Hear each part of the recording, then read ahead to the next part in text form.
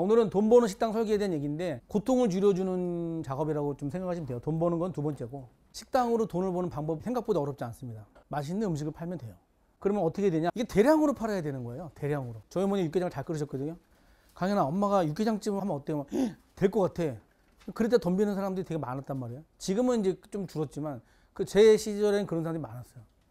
대량으로 만들어야 이 식당으로 돈을 벌 수 있어요. 그런데 일정한 스펙으로 팔아야 돼. 대량으로 팔지만 일정한 스펙으로 팔아야 돼요. 그러려면은 정확한 레시피와 조리 프로세스가 정확해야 됩니다. 그러지 않으면 대량으로 팔 수가 없어요. 그러려면 또 시스템이 갖춰지면 안 돼요. 그냥 일 잘하는 이모 한 분 두시고 그 이모가 계속 똑같이 생산할 수 있게 만드는 그런 시스템은 지금은 안 된다는 겁니다. 발산에 저한테 컨설팅을 받았던 아구찜, 대박집 아구찜이 있어요. 그 집 주방을 딱 들어가서 봤는데 정말 일을 잘하시는 63세 정도 되는 아주머니 계세요. 그 아구찜을 돌리는 거 기술이 있는 거야. 그러니까 사장이 그 아줌마한테 말 한마디도 못해요. 그 아줌마 그만두면 문 닫는 거야. 근데 그래서 시스템을 바꿔줘야 된다 얘기를 했는데 결국엔 시스템을 바꾸려면 매장 문을 2주 이상 닫아야 되고 돈을 많이 들어야 되니까 그걸 포기하고 그냥 그 아줌마를 데리고 쓰는 거예요. 지금도. 그런데 매출이 1년, 2년 지나면서 좀 줄고 있어요. 줄고 있어요, 매출이. 그러니까 그거는 여러 가지 원인이 있겠지만 저는 그런 부분도 없지 않아 있다고 생각이 듭니다. 근데 시스템 중에 제일 중요한 게 결국에는 주방의 시스템이 되게 중요하다는 거예요. 그러려면 시스템 만들기 전에 주방을 설계를 해야 돼. 이 결과의 맨 마지막에 약간 나비 효과 같은 거거든요. 이게 따라가지 않으면 결국에 쭉 가서 이게 안 된다는 거예요. 이게. 결국에 이거 해야 되니까 이거. 주방의 배치, 그러니까 집기 배치에 의해서 이렇게 6가지로 나눠질 수가 있어요. 제가 나눈 겁니다. 그 설명을 해드릴게요. 자, 병렬형 주방은 이런 식입니다. 그냥 일반적인 주방, 작은 주방 형태예요. 여기 복도를 하나만 가지고 있는 거지. 여기 800이라고 표시되어 있죠. 요거는 지키셔야 돼요. 홀이 이만큼 있다 쳐봐요. 그런데 인테리어 업자한테 맡겨놓으면은 여기다가 인테리어 한 다음에 여기 뭐 대충 이 정도면 되죠? 이래요. 그런데 요게 700만 되잖아요. 엄청 괴로워. 1000이 넘잖아요. 아, 이게 넓어도 되나? 이 정도 약간 느낌이 있어. 1000 되면 좋아. 이렇게 1000이 되면 저 사람과 내가 이렇게 마주보고 지나갈 수 있어요. 850은 이렇게 지나가요. 700이 되면 이렇게 하고 지나가야 돼. 그 차이가 있어. 이게 집기가 일렬로 이렇게 배치되는 형태를 병렬 주방이라고 합니다. 일직선형. 자, 이게 뭐가 차이가 있냐? 김밥집 같은 경우에 이렇게 짜야 돼요. 좁아서. 여기다 300짜리 이렇게 놓으면 뭐라도 놓으면 엄청 수월해져요. 이게 저희 초밥집 앞다이가 이렇게 생겼어. 앞주방이 집기가 있고 뒤쪽에 300, 450짜리 다이가 있는데 이렇게 짤 때는 여기 아무것도 없으면 되게 불편해요. 근데 300이나 뭐 300도 안 되면 200이라도 뭔가 선반을 놔주면 이게 돌아서서 뭘 놓을 수 있기 때문에 요 일렬 이렇게 작은 식당들 9평, 10평 이하들은 이런 식으로 짜는 게 닷지로 짜는 게 훨씬 좋아요. 그리고 혼자 손님이 너무 많기 때문에 얘기했잖아. 일본 따라간다고. 이렇게 짜는 게 제일 효율적이에요. 여기서 바로 응대를 하는 거야. 바로 응대를. 그러면 인건비가 주는 거예요, 그냥. 우리 주방이에요. 우리 주방인데 여기가 400이에요. 여기가 400. 여기가 400이에요. 여기가 850. 그 다음에 여기가 이제 700 정도. 자, 이렇게 해도 얘 뚱뚱한 애가 이렇게 지나갈 수 있단 말이야, 얘하고 같이. 어? 난가? 자, 이거 일본인데, 일본 가면 주방만 찍거든요, 저는요. 근데 어떻게 되냐면 이렇게 주방이 이렇게 생겼어요. 이렇게. 여긴 더 좁고, 여긴 넓지. 일본은 상상도 못하는 주방 사이즈로 장사를 해. 그 사람들 뼈 갈아서 하는 게 그냥 습성인 것 같아, 그냥 뼈 갈아서 하는 게. 그래도 우리나라보다 효율적으로 잘 짜요. 에어컨. 더우니까. 이 사람들 닷지로 먹잖아. 아까 말씀드렸는데 닷지가 벽을 바라보는 닷지와 주방을 바라보는 닷지는 완전히 달라요. 벽을 바라보는 닷지는 빨리 먹고 나가고 주방을 바라보는 닷지는 손님과 소통하는 느낌이 있어요. 내가 저 음식 내 거야. 확 보면서 이렇게. 그러면 이렇게 음식이 더 맛있게 기대를 한단 말이지. 닷지는 주방을 바라보는 닷지로 만드는 게 좋아요. 일본은 이거를 병행하긴 하지만 아주 저가 음식들만 그렇게 해요. 자, 이게 아일랜드형 주방입니다. 보통 약간 매장이 크다. 이 정도 매장 되면 아일랜드 주방으로 만드는 게 좋아요. 병렬형 주방과 이거의 차이점 말씀드리면 병렬형 주방은 인원이 그만큼 적게 필요합니다. 이거는 인원이 하나 더 있어야 돼요. 왜냐하면 여기에 사람이 배치가 되고 여기에 사람이 배치가 되고 여기에 사람이 배치가 돼야 돼요. 물론 장사 안 되면 그냥 내가 왔다 갔다 해야 되지. 하지만 병렬형 주방은 그냥 이렇게 했으면 돼요. 이쪽은 이 사람이 맞고 이쪽은 이 사람이 맞고 이쪽은 이 사람이 맞고 이쪽은 이 사람이 맞고 이렇게 할 수 있어요. 그런데 아일랜드형 주방은 이런 식으로 라인이 만들어지잖아요. 그러면 이제 사람이 이렇게 배치가 될 수밖에 없지. 왜 이렇게 하냐? 이건 매출을 작게 찍을 생각하면 이렇게 한번 짜면 안 돼요. 내 매장이 매출을 예상하고 하는 거야. 내가 매장을 4억 들여서 했어. 4억 들여서 매장을 만들었으면 한 달에 얼마 벌어야 돼? 이 생각이 이게 나와요. 월세가 만약에 뭐 500만 원이다. 이건 손익분기 얼추 5천이에요. 5천이 나와야 돼. 5천 나오려면 병렬형 주방으로는 안 돼요. 그건 일하기가 어려워. 이렇게 아일랜드형을 짤 수밖에 없는 거야. 그럼 주방을 넓혀야겠지. 그런데 월세 임대료 500인데 뭐 매출은 막 2천, 3천 잡아놔. 그럼 바보 같은 생각하는 거야. 그래서 매출 대비의 주방을 짜야 돼요. 매출 대비 주방이 결정돼야 돼. 자, L자형 주방입니다. 이게 L자형 주방 제가 만들어준 주방인데 주방이 이렇게 생겼어요. 여기는. 이거를 새로 하려고 그랬더니 자기는 이렇게 해달래 그냥. 그래서 짜줬어요. 근데 이게 L자 모양이잖아. 그럼 이 주방은 어떤 구조로 가야 되느냐? 퇴직과 배직을 무조건 구분해 줘야겠죠. 이게 나중에 바뀌었는데 얘가 일로 갔거든요. 얘가 일로 갔는데 여기서 퇴직 이루어지고 여기서 배직 이루어지게 만들었어요. 이따가 말씀드리겠지만 주방을 짜는데 첫 번째는요. 퇴직과 배직을 구분하는 겁니다. 퇴직과 배직을 구분하지 않으면 거기가 혼란스러워져요. 그러면 어떠냐면 매출이 많을 때 그때 문제가 된단 말이에요. 퇴직과 배직을 첫 번째 구분하는 게 첫 번째예요. 디귿자형 주방 중에 이렇게 모양이 이런 모양도 있어요. 요게 이제 애매한 게 뭐냐면 요 넓이가 아일랜드를 넣을 수 있는 주방이고 못 넣는 주방이 있어요. 못 넣는 주방에 억지로 넣으면 안 돼요. 차라리 여기를 줄여가지고 여기다 뭘 딴 걸 할 생각을 해야지. 주방이 기존에 있던 주방을 쓰면 이런 현상이 나타나거든요. 애매한 현상이 나타나는데 요거 같은 경우에는 디귿자 주방이라도 아일랜드가 복합된 주방이죠. 이게 어디에 쓰는 거냐면은 이게 패스트푸드나 휴게소에서 많이 써요. 이거를. 왜냐면 음식을 던져 이게 주기가 너무 편하거든. 여기 배식대야 다 이게. 이것도 보통 그렇게 많이 해요.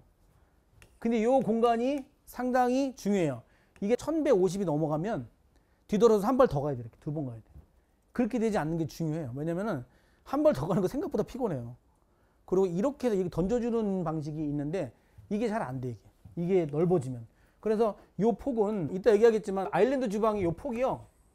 3600 정도가 기본이에요. 요거보다 내려가면 불편해 되게. 3600도 최소 타이트. 자, 이게 그 주방 형태. 내가 말한 거. 이렇게. 얘도 패스트푸드점. 그러니까 이거 따라하면 돼. 큰 식당들은 요 구조가 좋아요. 왜냐면 엄청 빨라. 음식 빼는 속도가. 자, 닷지역입니다. 제가 조금만 백반집을 하나 해줬는데 이 집도 이렇게 안 짜고 그냥 주방을 짜고 테이블을 막 넣었는데 그렇게 하지 말고 이렇게 짜라고 얘기했어요. 왜냐면 매장이 17평인가? 그거밖에 안 돼요. 그래서 가장 효율적인 건 이렇게 짜야 된다. 그래서 닷지 형태로 짰는데 닷지는 대부분 일본을 제외하고 대부분 다 병렬형을 짤 수밖에 없어요. 이렇게. 근데 일본은 닷지 형태로 만들어도 아일랜드로 만들어요. 엄청 크게 만들어도 닷지를 선호하기 때문에 닷지 형태로 많이 만드는데 우리나라는 그거 선호하지 않아요. 생각보다 여기 앉는 거 싫어해요. 한국 사람들은. 둘이 와도 여기 앉는 거 싫어해요. 되게 여기 분위기에서 좋을 것 같잖아. 제가 다시마 1층을 3번 바꿔봤거든요. 맨 처음 닷지였다가 여기 테이블 이렇게 마주보게 만들었어요. 깨부시고. 이걸 선호하긴 해. 그런데 모양이 너무 안 예뻐. 이게 오픈 주방은 또 이게 모양이 안 예뻐.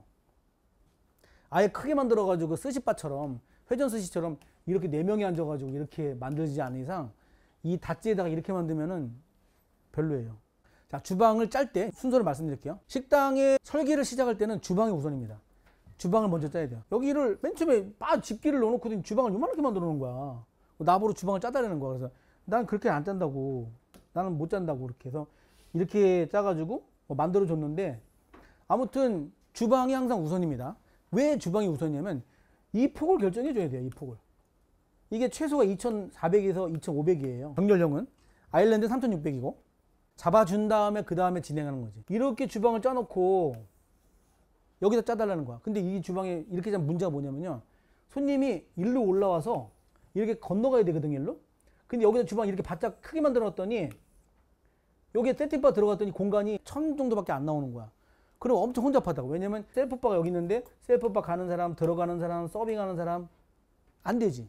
그래서 옆 폭을 정해줘야 된다는 거예요. 그 다음에 지금 내가 말씀드린 거 머릿속에 넣으시면 굳이 저한테 뭐 해달라 말 안 하셔도 돼요. 머리가 좋은 분들은. 그래서 이 식기의 흐름대로 짜는 거예요. 자, 퇴직과 배직을 하라는 이유가 뭐냐면 식기 나갔어. 음식 배식됐어. 손님 먹었어.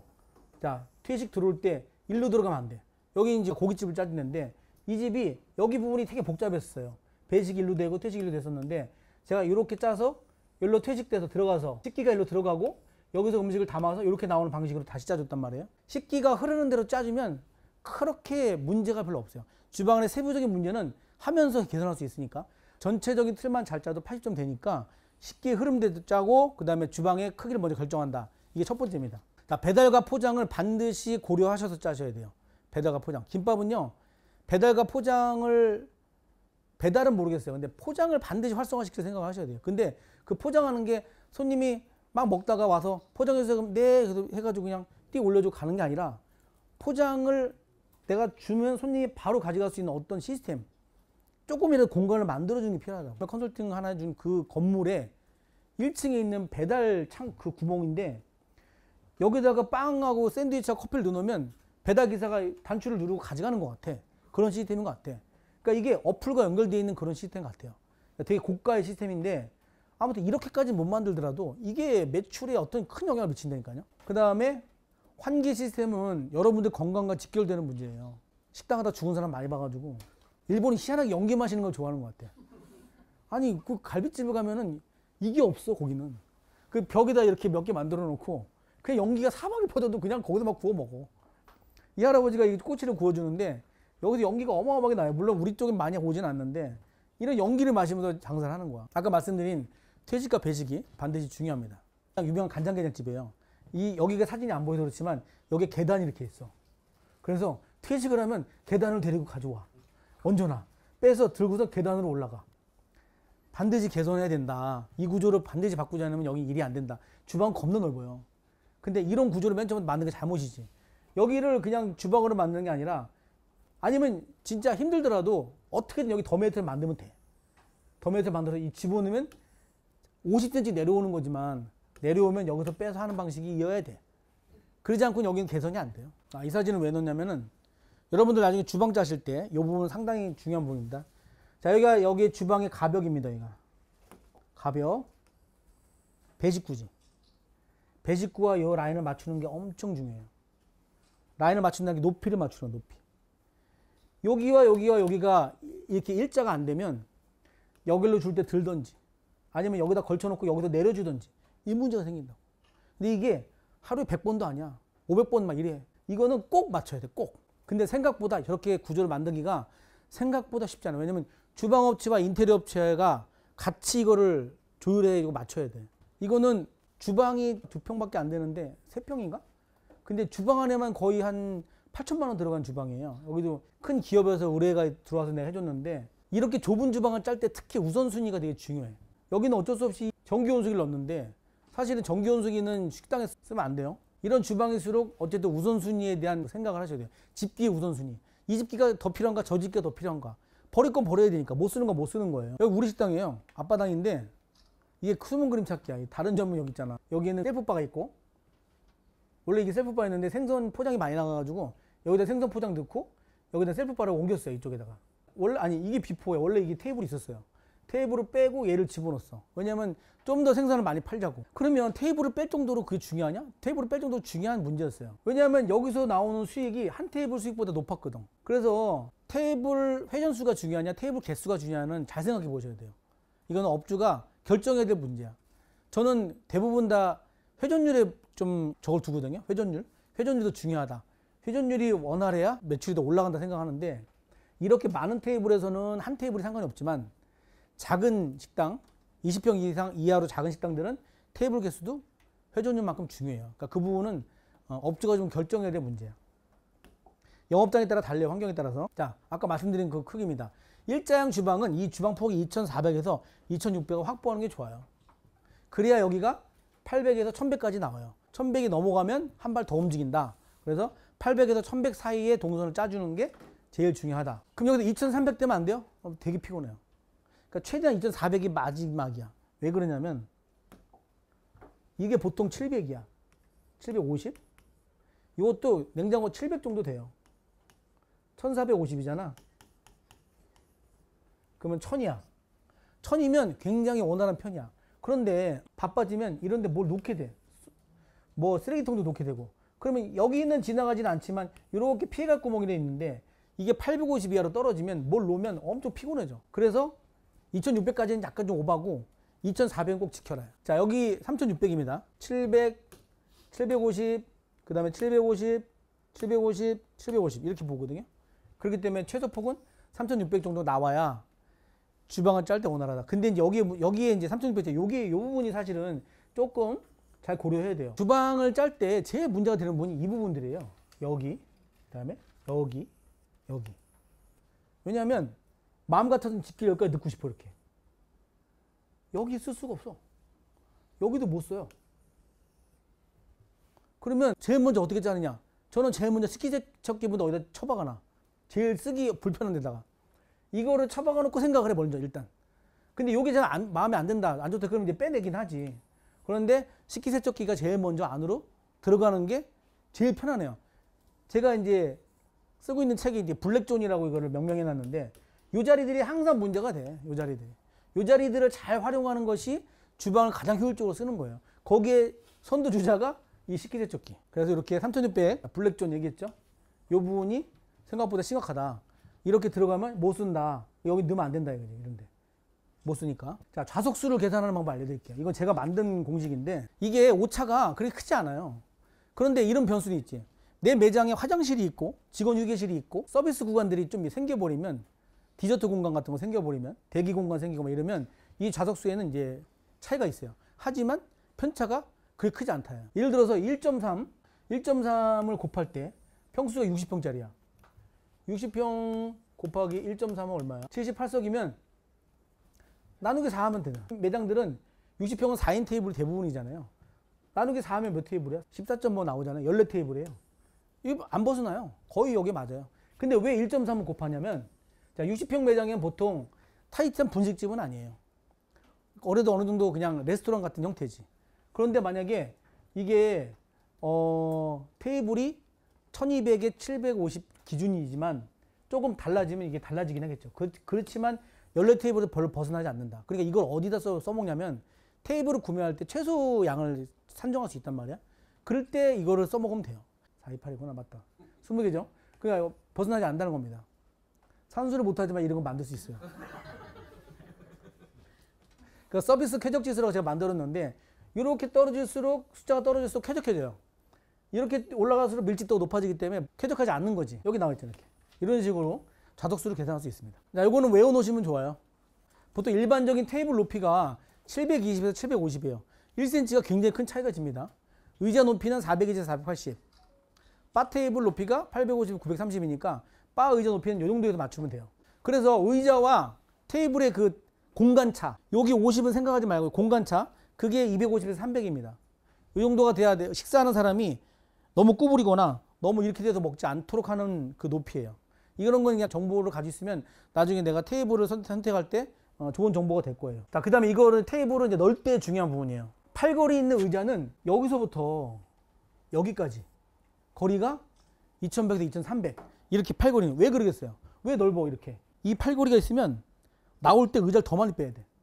그래서 이 정도 넓이가 필요한 거예요. 그 다음에 등받이가 없는 의자, 예를 들어 수트를 쓰는 경우에는 1800에서 2000 정도죠. 김밥집 같은 경우에는 이런 등받이 있는 의자가 필요 없어요. 그리고 오히려 수트 같은 거 쓰는 거야. 그러면 이게 줄어들면 20cm 때문에 테이블이 안 들어가는 경우가 있단 말이야. 그럴 때 써먹는 거예요.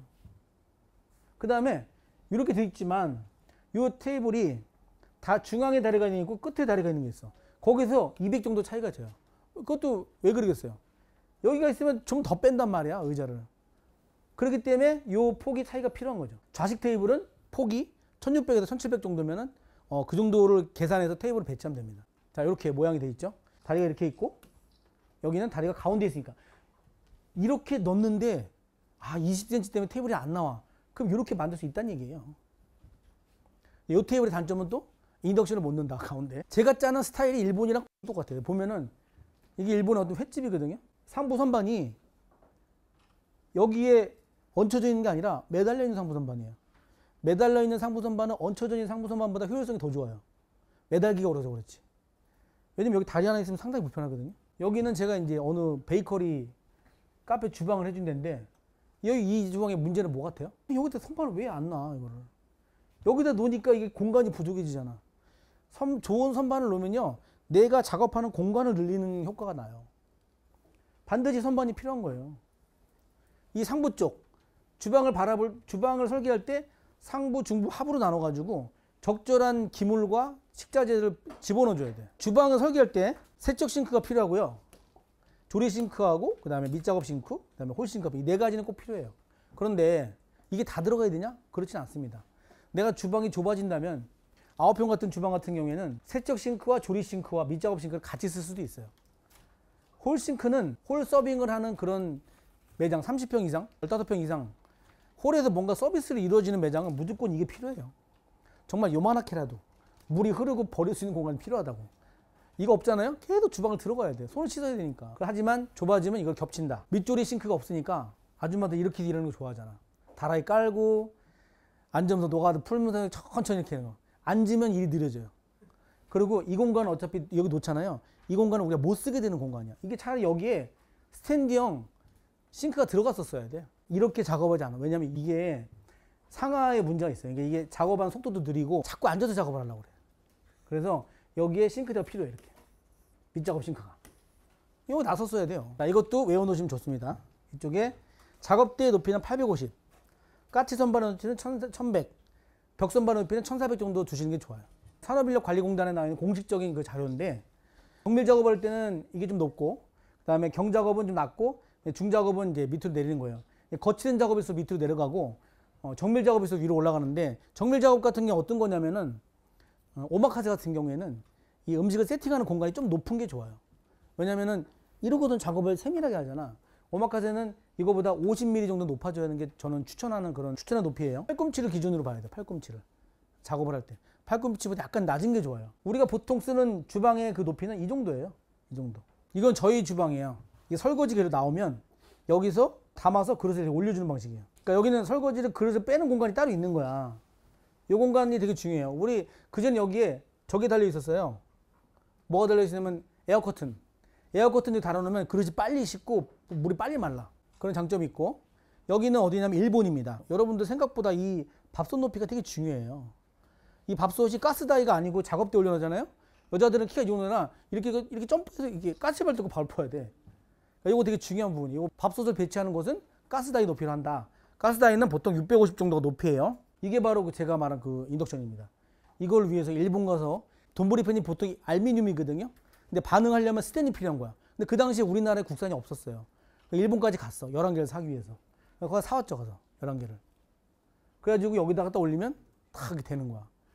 그 맛이 있어요. 그 성공하는 그 맛. 돈이고 나발이고 내가 하고 싶었던 걸 성공하는 맛이 있어. 이제 뭐 일본에 가면 이 렉이 반렉이 있어요. 이렇게 반렉. 그러니까 들고 다니는 이 공간이 복도가 좁잖아. 그러니까 반렉은 렉이 이만큼 반이야. 그래서 이렇게 들고 다닐 수가 있죠. 그래서 얘네들은 따로 그릇을 옮기지 않고 이렇게 쌓아놨다가 바로 그냥 식기 공간으로 이동을 시켜요.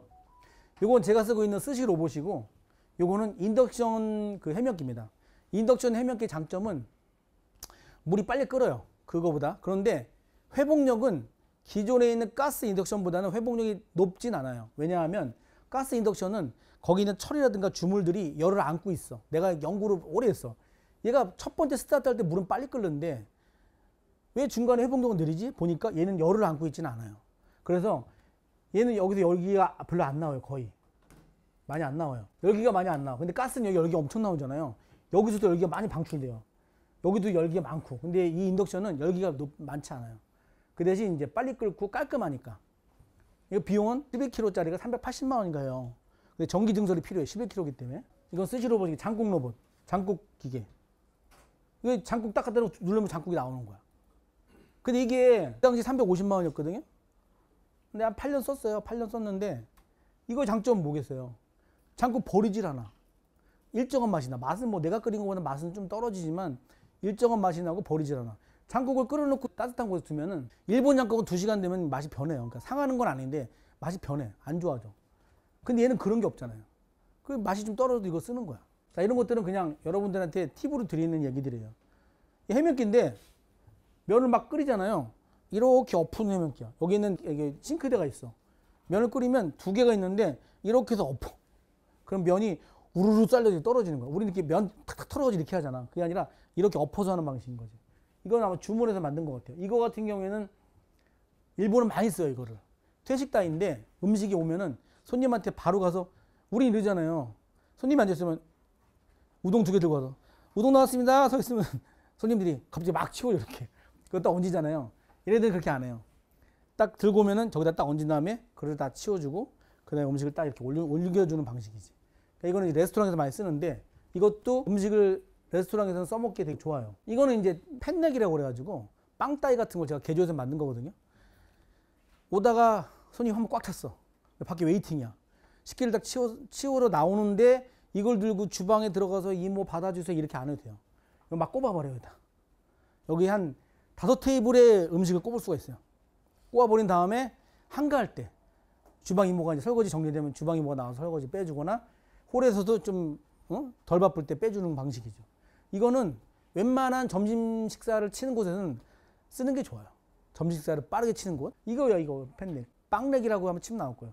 요거는 이게 원래 이게 편육기라고 그러죠. 고기 피는 기계인데 제가 아는 분이 도라지를 하도 두들기다가 팔 엘보가 나갔대. 그래가지고 가면 내가 가지고 있던 장비였거든요. 요걸 주면은 되게 좋아 그때. 이거를 선물로 줬어요 그냥. 지방에 있는 식당인데. 근데 도라지를 두들기는 속도가 10배로 빨라졌다는 거야. 그냥 넣으면 나오니까. 이런 장비들을 활용하셔야 돼요. 아까 계란찜 얘기했죠? 호빵 기계. 그런 것들. 그런 장비들을 내 거화 하는 거지. 여기 장비를 배치할 때 요 선반이 이렇게 달 수 있잖아요. 요 선반의 폭이 50에 의해서 또 아래쪽으로 50에 의해서 작업 공간을 굉장히 방해할 수가 있어요. 곳곳에 넣는데 이런 것들의 그 높이를 정확히 알지 못하면 만들어 놓고 후회하는 경우도 많아요. 이거는 이제 떡볶이 제가 컨설팅 해줄 때 주방 라인을 제가 한번 컨설팅 해준 적이 있었거든요. 걔네가 새로운 브랜드를 만든다고 그래가지고. 근데 그때 제가 주방에 들어갔는데 깜짝 놀랐어. 이 대표가 똑똑한 편이에요. 되게 똑똑한 사람이야. 그래서 걔는 제작한 것만 물건을 넣어요. 이거 봐봐. 얼마나 세밀하게 잘 짰어. 여기에 뜨거운 조리를 할 수 있게 이렇게 잘 짠 거. 내가 우리나라 주방을 몇백 군데, 몇천 군데 가서 봤지만 얘네 주방이 제일 잘 만들었어. 엄청 디테일하게. 자, 이 주방의 문제 뭐 같아요? 이 주방의 문제는 퇴식이잖아요. 퇴식. 퇴식 그릇을 놓을 자리가 없어. 여기 써먹었어야 돼. 이거 들고 이렇게 놓을 거야? 여기 세척해야 되는데? 이 공간이 엄청 큰 공간이에요. 여기가. 이 자리가. 이해 가시죠? 이 자리가 되게 중요한 공간이라고. 퇴식 공간이 없잖아. 이거 선반 삐뚤어진 거요. 이거는 큰 문제 될 것 같지는 않아요. 그런데 얘가 여기다 다는 이유가 있어. 얘 때문에 얘 때문에. 수도를 만든 다음에 달았기 때문에. 이거 봐. 이런 짓 한다니까? 이게 얼마나 중요한 공간인데 이거를 땡크를 여기다 갖다 놓고선. 그리고 여기가 퇴식이요. 이게 퇴식구예요. 주방 입구는 여긴데. 그럼 이거 들고 들어가는 거야. 나도 그랬지. 이거 봐. 우리 주방이었거든요. 이렇게 배선을 잘못 짜면 이런 게 돼요. 이렇게. 요 틈새 근데 다 들어가는 거야. 이거는 스타벅스의 주방이에요. 왜 이걸 보여주냐면 정말 그 디테일한 그런 어떤 액션의 최고봉이지. 이 사람들은 정말 이 연구한 팀이 따로 있는 것 같아. 가만히 보고 이렇게 일하는 거 보면은 진짜 매뉴얼의 어떤 그런 최고점에 달한다고 생각이 들어요. 스타벅스가 내가 볼 땐 최고라고 봐. 그 많은 메뉴를 이 심플한 모양새에 다 해결하잖아. 장비가 물론 비싼 걸 쓰죠. 이런 공간들 이런 공간들 다 계산된 공간들이에요. 이런 공간에 왜 안 넣었을까?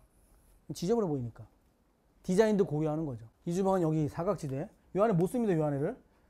뭐 잘 안 쓰는 걸 넣을 수 있지만 거의 못 쓴다고 봐야 돼요. 떡볶이집을 하나 만들어준 적이 있었는데 그 주방도 별로였지만 이 주방을 만들어줬어요. 자, 여기가 사각지대긴 한데 여기다가 얇은 걸 놓으면 쓸 수 있어요. 여기를 못 쓸 정도는 아니니까. 이렇게 공간을 만들어 쓸 수 있어요. 그러니까 최대한 내가 수납 공간을 잘 만들어 쓰면 돼요. 주문을 그냥 넘어가고